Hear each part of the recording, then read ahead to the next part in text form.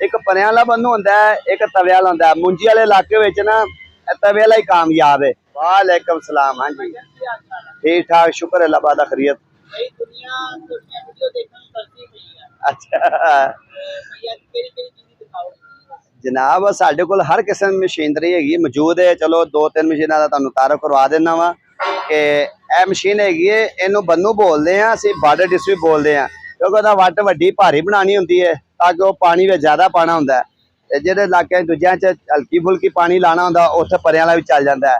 यह डिस्क लगी हुई है, बरादिल की डिस्क लगी हुई है, 26 इंची डिस्क लगी हुई है, 5 इंची का इनू फ्रेम लगा होया ते 5 बाई 5 का फ्रेम लगा होया वा, 6 फुट लंबाई है इहदी, ठीक है।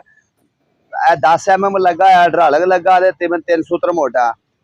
इस टाइम अच्छा डिस्क पिया वा साडा तैयार है ना। बन्ने पाओ, खाले पा लो, जो मर्जी पाओ इहदे नाल। ये इस टाइम 1,15,000 रुपए की बार्डर डिस्क दे। जे इहदे विच परियां वाली लवोगे तो सिर्फ 80,000 रुपए की, वो भी तुहानूं चेक करवा देने आ। इहदे पिछे ही अगले पासे मशीन पई है रेजर, खालियां कड्ढे ना, कमाद की खेली कढ़ लेंदे, मक्की की खेली कढ़ लेंदे आ, खरबूजे की खेली कढ़ लेंदे। हर किस्म की 3 परियां वाली रेजर पई आ।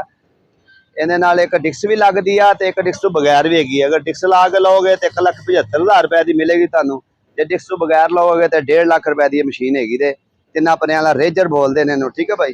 यह चीज़ है, इहदे नाल ही एक देखो जी यह पिया निक्का जिहा पुरजा, क्योंकि हर किस्म की मशीन लगी हुई है साडे कोल। यह छोटा जिहा पुरजा है, इहनूं कहंदे राजा हल।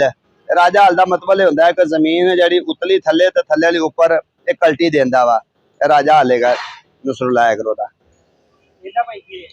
इहदा रेट इस टाइम 1,30,000 रुपया रेट दे राजा हल दा साढ़े दा।